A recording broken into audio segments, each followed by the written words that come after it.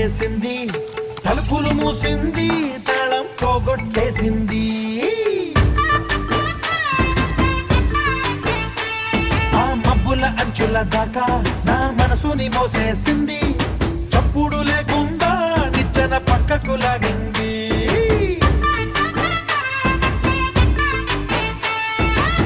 తిన్నగా గుండెను పట్టి గుప్పిట పెట్టి మూసేసింది, అందమే గంధపు గాలై మళ్ళీ ఊపిరి పోసింది.